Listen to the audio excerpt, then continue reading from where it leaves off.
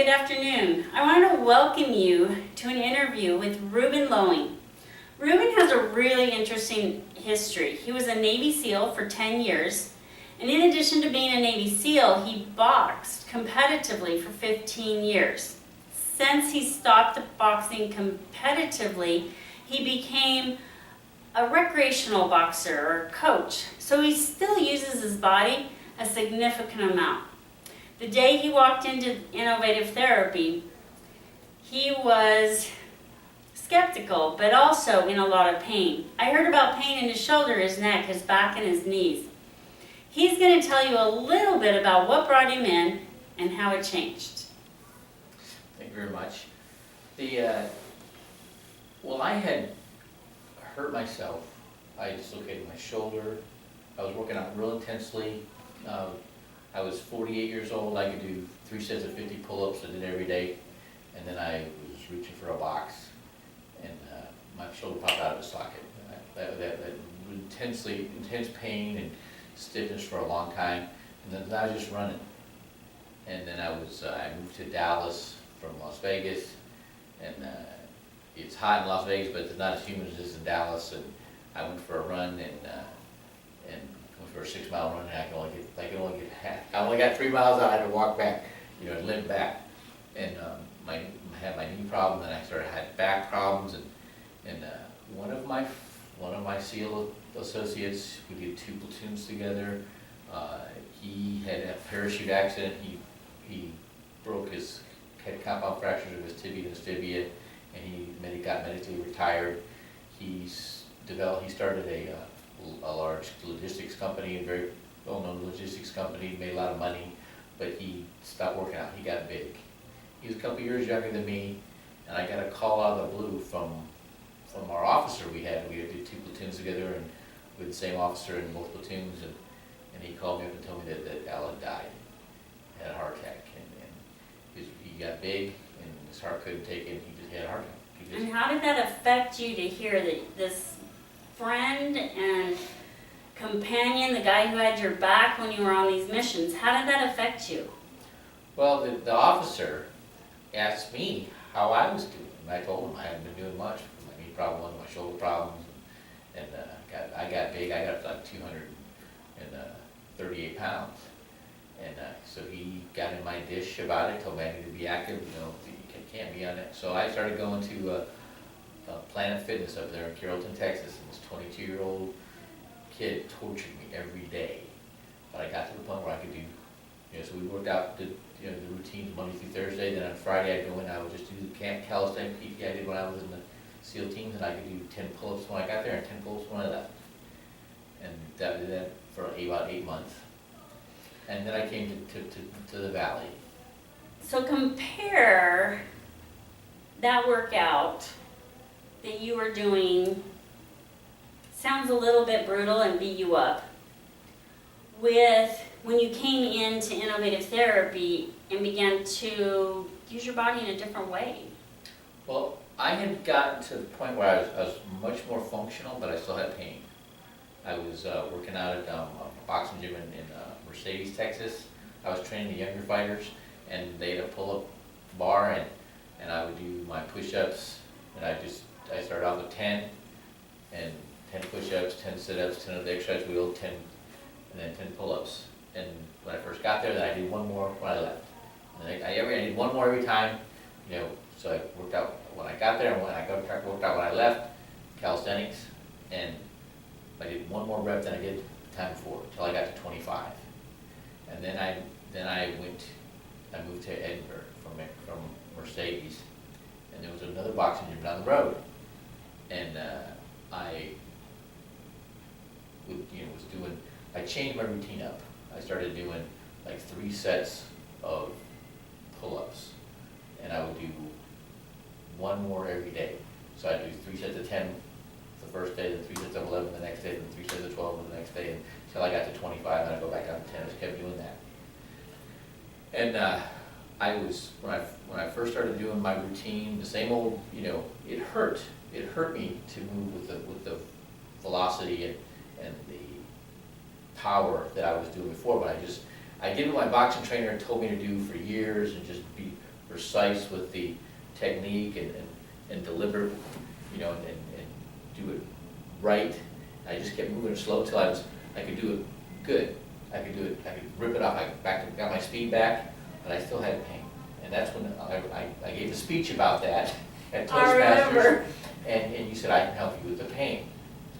And I came in, I didn't know what to expect, I really didn't have a lot of expectations.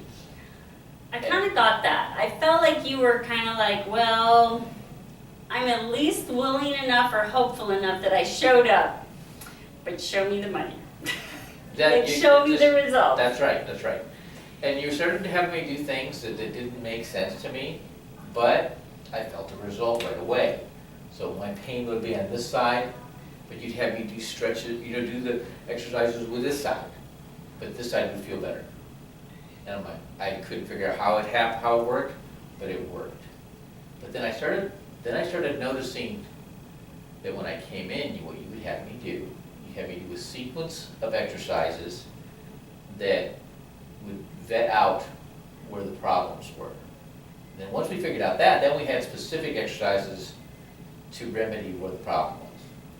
And so I was like, I come in here and I get right to that initial sequence to find out what I need to work on, and then I'd get to it. That I was motivated. And who decided? Who made that determination as to what your most important exercises were? Well, it was a combination of you know, where the pain was and you know, I determined where that was. Exactly, you determined where that was because it's your body. And because it's your body, you could feel what was going on.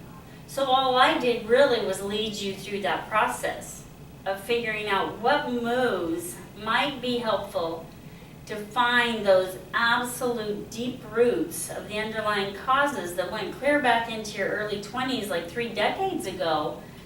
Clear back into that training, we did the moves by following this method, or you did the moves, I mostly watched. You did the moves, and you discovered which movements were your most effective movements to release those stuck places. Now, I had lost on my own before I ever came here. I lost 22 pounds in a year. Well done. And then I started coming here, and because I was feeling better, I could step up my workouts that I was doing at home, and I lost an additional 36 pounds. No, 40, or I'm sorry. I lost a total of 238, and now I'm about 168. So how did that feel as you were going through that process where, you know, you'd struggled and lost this 22 pounds and did a really good job doing that, but then all of a sudden it was like turning up this huge volume button. Remember Back to the Future where you had the huge volume button?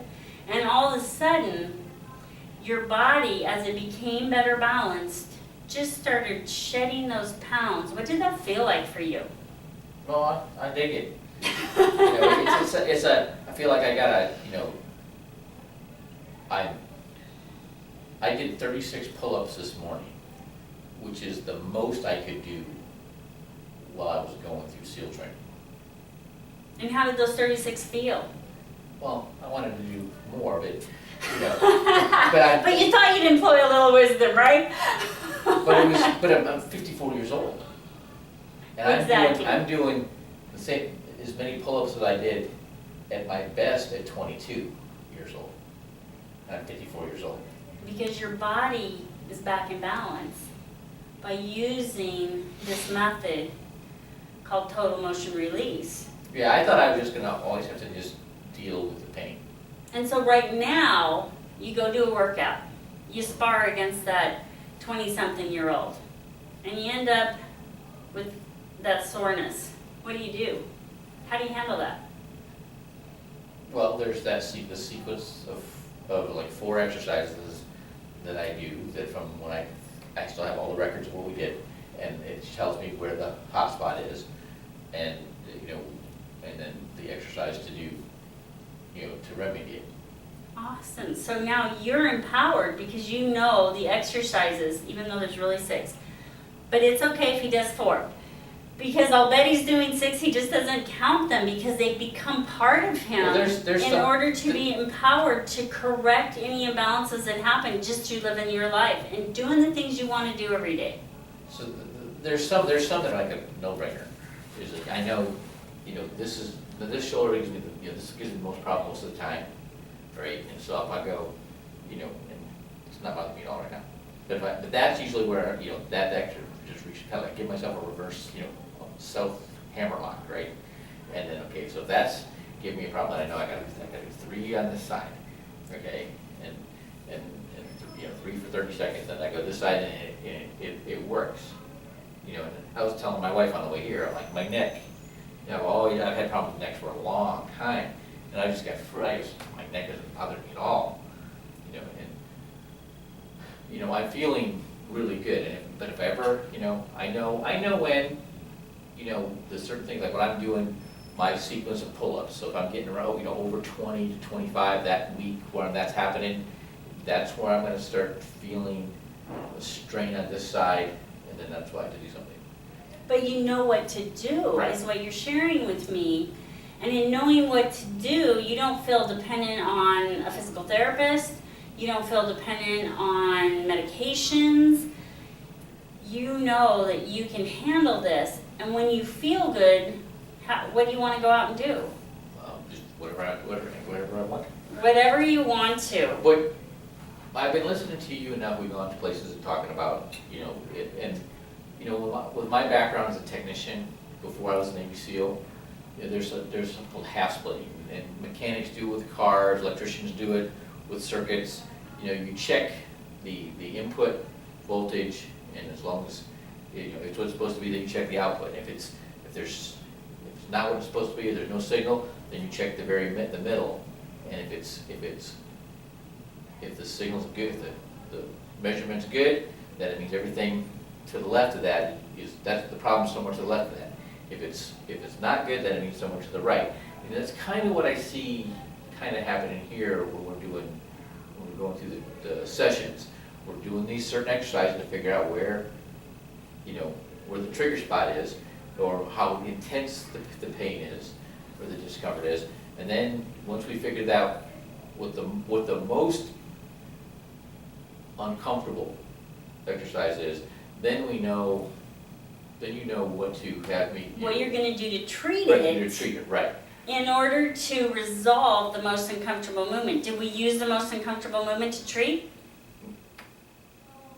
You went to the other side. You went to where it didn't hurt. Exactly. We Right. treated the most uncomfortable movements with movements that didn't cause the pain. Mhm. So you don't have to hurt yourself. Like the guy up in that other part of Texas that was going, work harder, Ruben.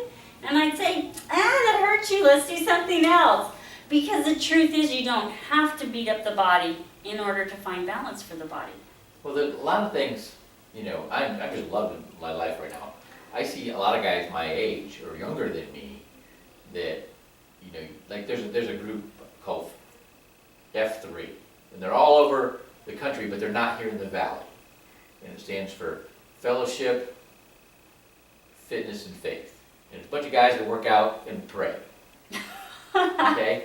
And I start talking, I'm excited about that. And I start talking about that, with, people I know that are, Christians, and they're like, oh no, and, they don't want the pain. Well, when we started with the total motion release, you actually said, how do these easy, simple little movements? Right. We didn't have to, we They're not didn't as start out with strenuous, sweat dripping down your face movements until you were already feeling better, and then we got into some more involved movements. But it was on a gradient of beginning where you could begin and progressing to where you wanted to go. Right. Now, since I figured out, how you're doing the troubleshooting, and then then the actions to resolve it, I started thinking about, you know, I'm seeing all these guys, you know, that got the Dunlap disease, or their belly's Dunlap over their belt. And that's a sign of a fatty liver. And I had been diagnosed with a fatty liver back in 1998. Oh, that's a Now, lot. I don't drink, but I was like, you know, I used to eat a lot of potatoes, and. A lot of high carbs, Right, simple right. carbs will Right. contribute to fatty liver. And that's why I found out about it, you know, and then, so I, you know, I knew when I was having an issue with that, so I tried to get my, but I see guys all the time, you know, they got that, and that's a sign that they've got a fatty liver, you know, they, you know, maybe started, you know, onset of cirrhosis, or, Problems with they the got, colon. they got a hernia, you know, hernia in their abdomen, you know, those are, all that's bad. All that's bad. And if they gotta do something, then they're gonna die. You know, Yeah. I've had in the last couple of years, you know, Al died, another mentor of mine that was, you know, very well known in the SEAL teams, he did a lot for the community, you know, he died of cancer, but it was caused from drinking too much. Well, and the other thing is they live sick and in pain. Right, and then And recently, it's a long, slow, arduous process to get to that point where they actually meet their demise. In most cases, they don't have that quick heart attack. They have, let's cut off this foot, and let's cut off that hand, and let's lose some of your vision in your kidneys and more of your liver. And it's a long, slow, arduous process because we're not taught that becoming healthy doesn't have to include the whole beat you up scenario. right, and they like, recently, guy's been a legend in the SEAL teams, just from Brownsville, right, he was the first advisor in El Salvador, you know, my mentor, he was